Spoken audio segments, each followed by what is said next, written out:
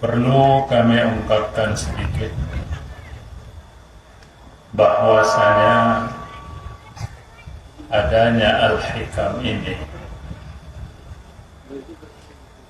artinya adanya syarahan hikam yang telah kami tulis ini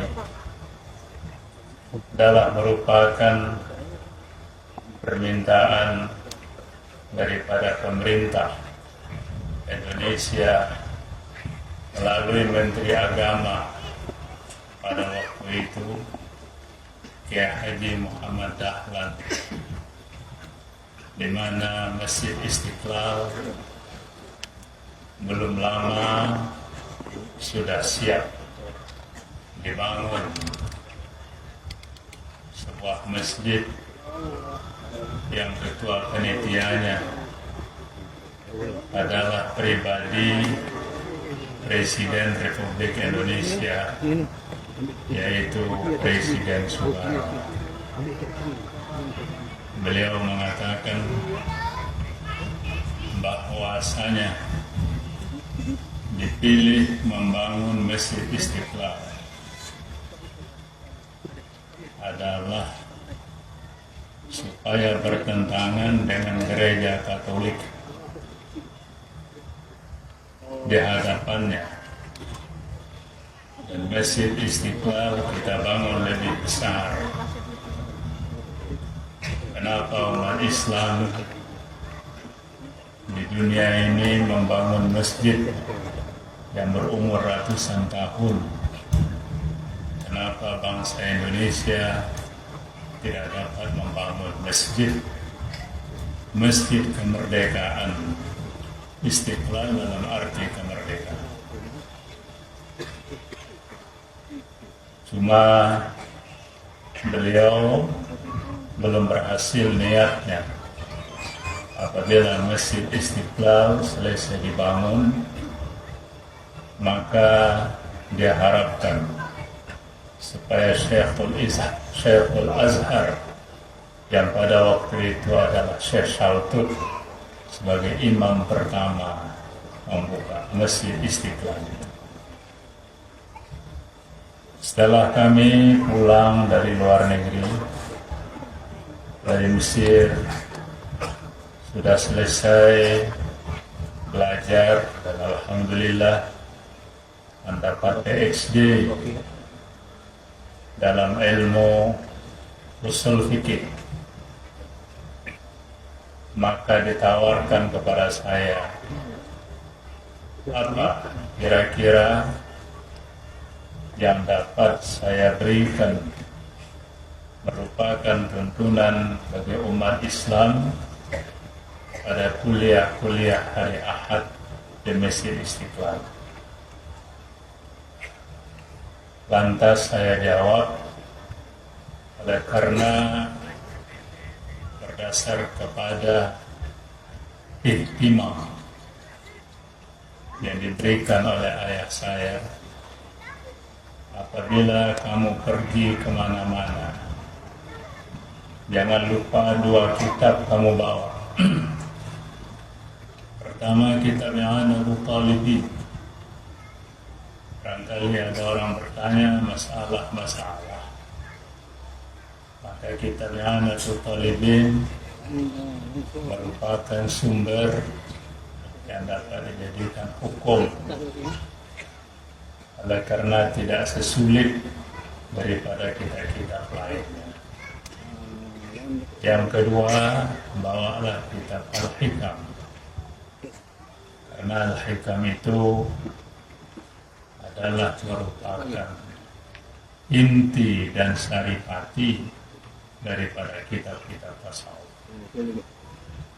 Pada waktu itu apa yang dikatakan oleh beliau, saya dengar, saya catat dalam hati, tetapi hati saya berkata, apakah sanggup saya memberikan kuliah Al-Hikam itu kepada umat yang hadir pada Majelis Ta'lim di Istiqlal? Dan oleh karena mengharapkan doa beliau, maka saya jawab, saya akan memberikan Al-Hikam.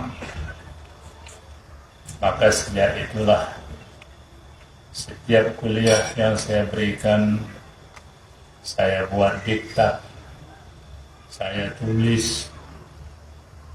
Dan pada waktu itu belum ada komputer, tetapi tulisan itu distensil dan dibagi-bagikan kepada para pendengar.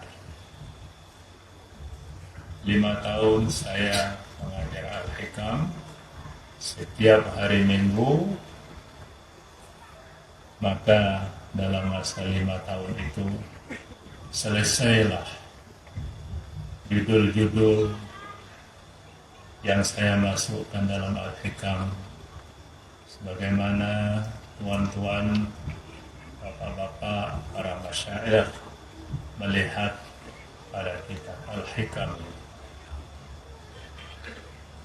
Saya pernah membawa kitab-kitab untuk dicetak di Pustaka Nasional, tapi tipis-tipis. Pustaka Nasional tidak mau menerima. Kita mau mencetak yang tebal-tebal dan yang tipis-tipis, tidak mau. Maka terbuka lagi hati saya bawa stensilan. Kalau saya ikat dengan tali, saya bawa stensilan, semua stensilan saya serahkan kepada almarhum Smythe pada waktu itu. Jadi disinilah mulainya berpunca asbabun nuzul daripada Al-Hikam ini. Saya tidak menulis sendiri dengan tulisan saya karena banyak gangguan. Sedang menulis ada tamu, sedang menulis menangis anak, maka inspirasi putus. Tapi tulisan ini ada karena yang mendampingi saya, Ahmad Syatari, bekas murid saya, dan sekarang anggota parlemen di Jakarta. Apa saya ungkapkan, dia tulis melalui mesin ketik. Saya ngomong, dia menulis. Begitulah kebanyakan tulisan saya. Jadi inilah, mudah-mudahan ini bukan keberkahan daripada apa yang saya sampaikan. Pada hakikatnya adalah keberkahan daripada roh Maulana Ibnu Athaillah As-Sakandari. Karena setiap permulaan penulisan saya tidak lupa kepada beliau. Dan alhamdulillah, karena itu maka selesailah kitab ini, dan saya pun juga sempat berziarah ke makam beliau.